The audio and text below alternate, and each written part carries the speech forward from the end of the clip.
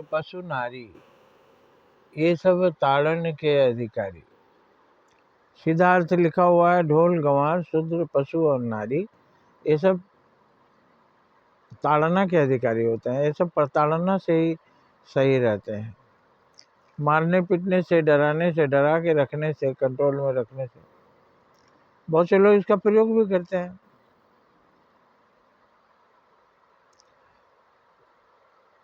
गांव में बोलते हैं सूरज जेंट्स को, आदमी को बतियाकर कंट्रोल किया जाता है और नारी को लतिया कर कंट्रोल किया जाता है। अब ये सब गांव की भाषाएं हैं। बहुत से लोग जो इसका अर्थ यही निकाले तुलसीदास का रामायण गांव गांव में होता है, घर घर में होता है, तो यही अर्थ लिखे। अब नारियों को ये सुनकर कैसा लगेगा? इसको बढ़िया खाना बना के खिलाओ, इसके घर को साफ सुथरा रखो, इसकी भी सेवा करो, और बोलता है नारी लतियाने से ठीक रहेगी, तो वो भी फिर बदला लेगी। लतियाइए, फिर आपके घर को नरक बना देगी।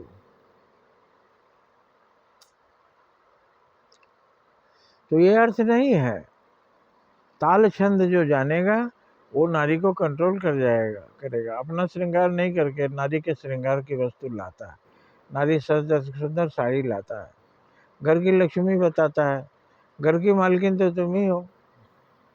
तुम ना सही करो तो हम क्या, हम तो बाहर से लाने वाले हो।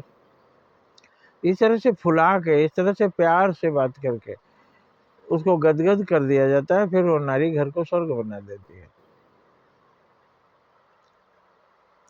अब ढोल को आप पीटिए डंडा लेकर के, या तो ढोल फट जाएगा और नहीं तो ढमा ढम ढम ढम बेसुरा लगेगा, कहीं मारपीट हो रही है।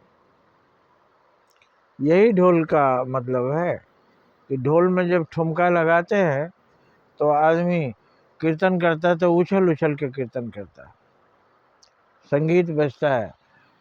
बैठे हुए लोग भी ढोलक की आवाज़ सुन करके दूर से, ढोल कहते हैं कि दूर का ढोल सुहाना, दूर से ही ढोल सुहाना लगता है। तो उसको बजाने वाला कोई पीट रहा है ढब ढब, यही सुहाना लगेगा। जब कोई उस पर ठुमका लगा रहा है और बजा रहा है, वो कान में आवाज आ रही है, तो बहुत सुहाना लगता है, बहुत सुंदर लगता है। तो इसका मतलब हो गया प्यार और ताल छंद, उसकी कला जो जानता है वो इन्हें संचालित कर सकता है। जो कला नहीं जानता वो ढोल को पीटेगा बस।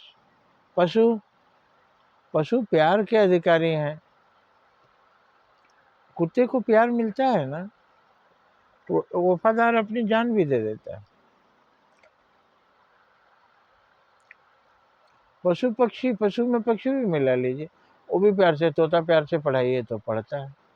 दाना चुगवाइए कबूतर को तो हाथ में से भी दाना चुनता है, अच्छा लगता है। कैसा टप टप उठा रहा है, दाना खा रहा है, कभी आपको देख रहा है।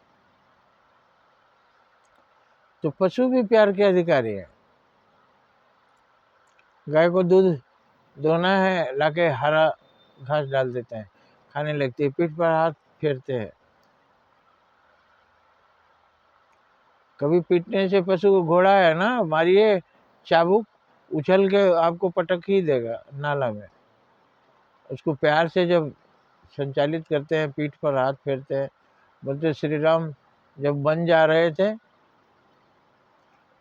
रथ पर सवार होना था, किसी प्रसंग में है, घोड़े पर सवार होना था। घोड़े की पीठ पर उन्होंने हाथ फेरा और घोड़े से कुछ कहा। घोड़ा ने सुना, बाकी लोगों ने समझा ही नहीं क्या कहा।